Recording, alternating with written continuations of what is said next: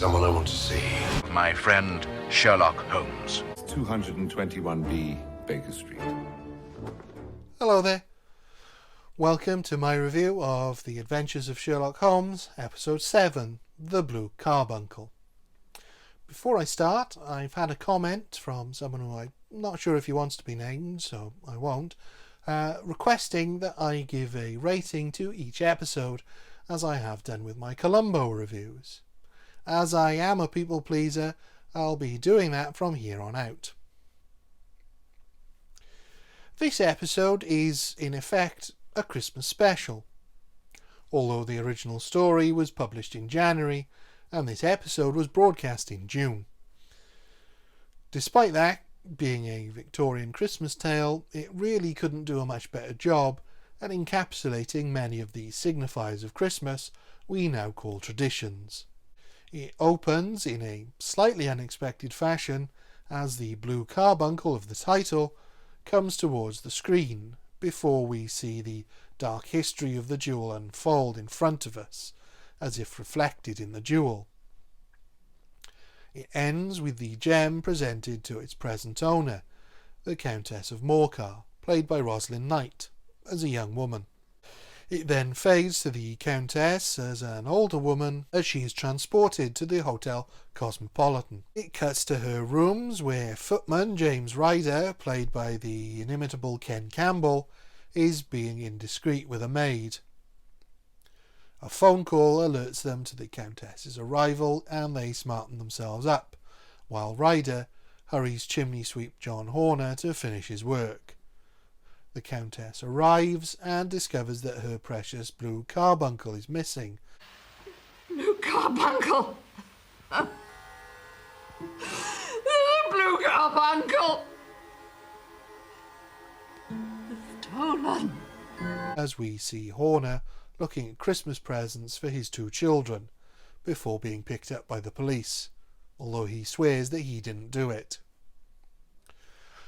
These opening scenes set up the crime using very little dialogue and offering very little information to us, the viewer, but does so in a way that is perfectly easy to follow, that establishes the jumping off point of the plot.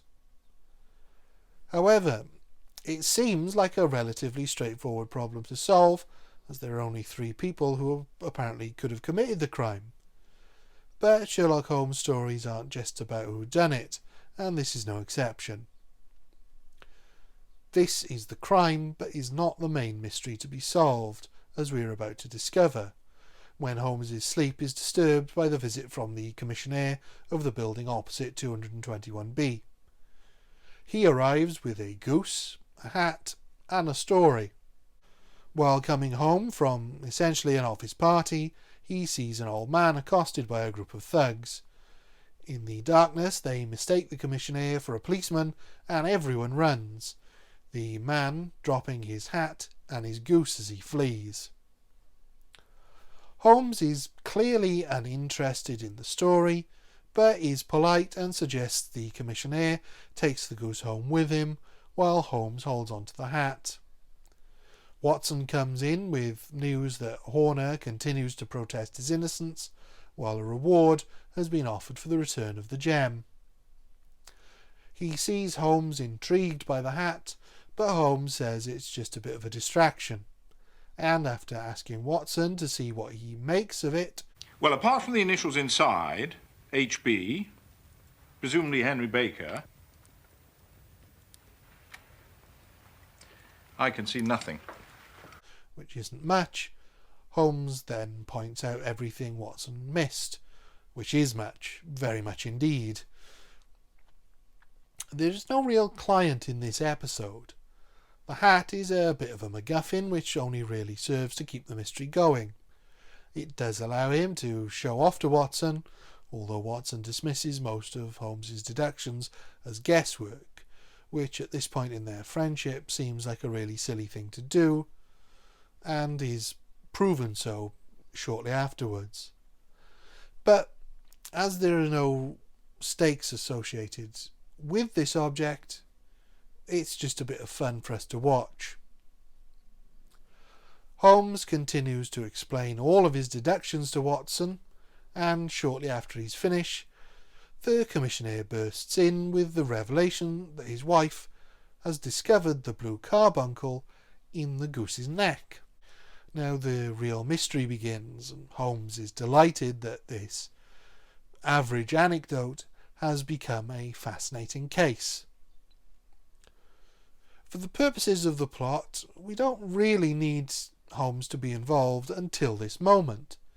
It could have easily begun with the commissionaire coming in at this point and telling his story, but what it does do is show us Sherlock's standing within the community, and how much he must be regularly bothered by people who don't really require the need for his services.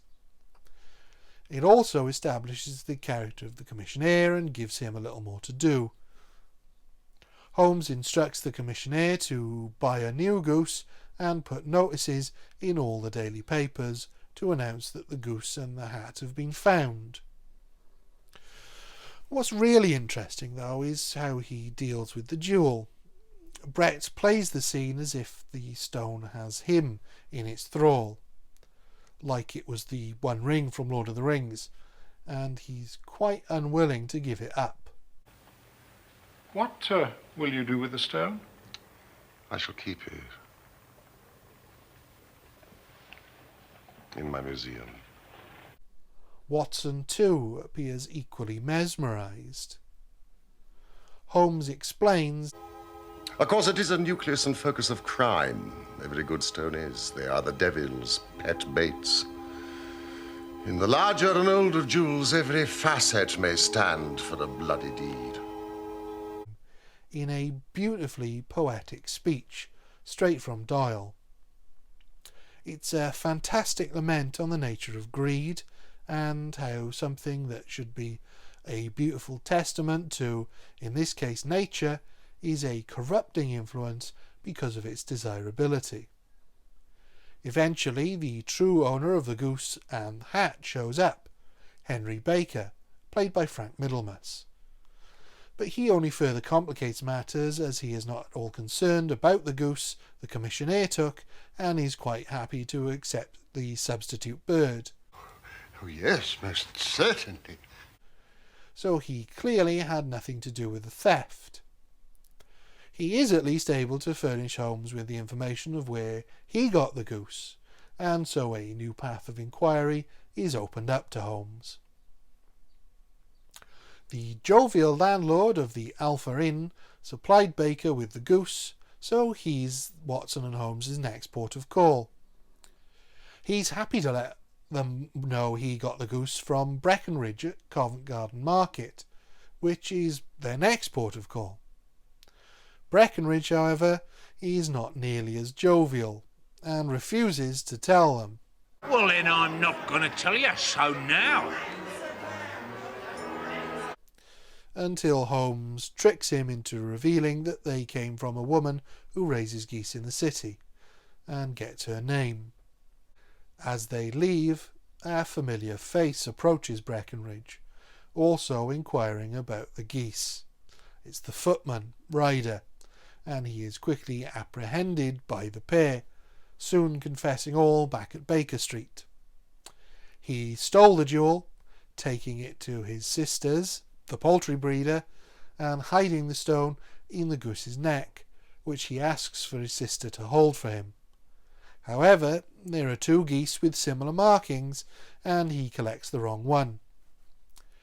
He claims the maid put him up to it, and Sherlock Holmes takes pity on this weak and snivelling fool, allowing him to flee. With the gem located, Horner is released. This is a lovely little mystery, perfect as a Christmas story, as it highlights the goodwill of the season found in so many of the characters. It also is a fantastic Holmes story, as it showcases the very best of what Sherlock Holmes stories can be. As well as the mystery at its centre, we also have some very funny moments between Holmes and Watson that shows off the chemistry of the characters and the actors. There's a moment when Holmes has to convince the incredibly surly and fed-up Breckenridge to give up the details of whoever bred the goose with the blue carbuncle, which he is disinclined to do.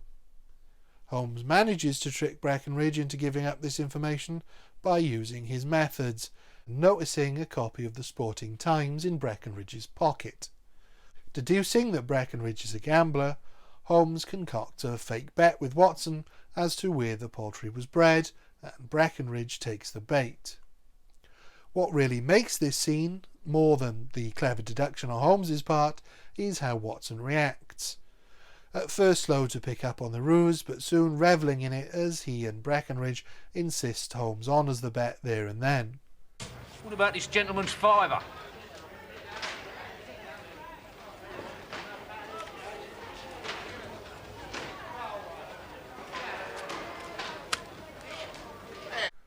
The look on Watson's face and the hand gesture are a really fun button on this scene. Something else that elevates the episode is how even the smallest character is given their own little moment, like the jovial landlord who, based on his interaction with Henry Baker, seems like a genuinely nice man, as he commiserates with Baker for selling his books. That is to say, I sold some of my books. Not your books, Mr. Baker. And is quite happy to tell Holmes what he knows, in contrast with Breckenridge. Then Henry Baker himself, sympathetic as the once intellectual, reduced to menial jobs, but still wanting to take care of his wife at Christmas, while the reason for his downfall is so clearly due to his penchant for the drink. Even Mrs. Oakshott, Ryder's sister, is given a small amount of character as she tries to do right by her ne'er-do-well brother by fattening a goose for him. We already set yours aside. Jim's bird, we call it. Yeah, if it's all the same to you, Maggie, I'd rather have that one I was handling just now. Well, that one's a good £3 heavier. We fattened it up expressly. She has very little screen time, but never feels like she's there purely for exposition. Every character in this episode feels like a real person rather than a plot device. Another interesting thing is the way the episode intersperses scenes of Horner in prison, with regular visits from his wife, with the rest of the story.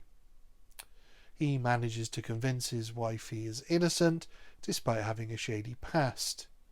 And these two characters have their own story going on, independent but interconnected to Holmes's plot, and is an extremely effective way of keeping him in the story.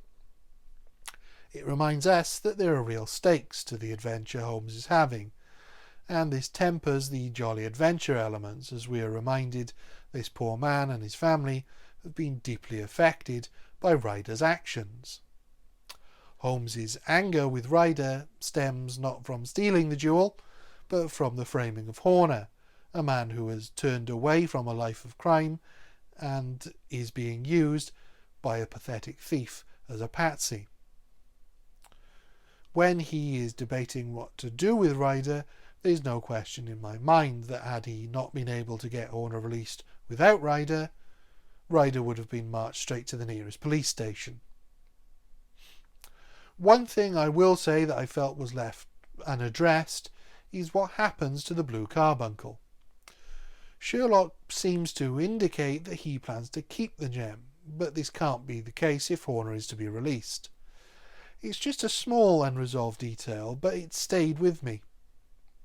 Other than that, this episode is a perfect example of how to translate Sherlock Holmes from page to screen, and is an excellent Christmas story that I enjoy during the Christmas period, as demonstrated by my video on Christmas TV schedules.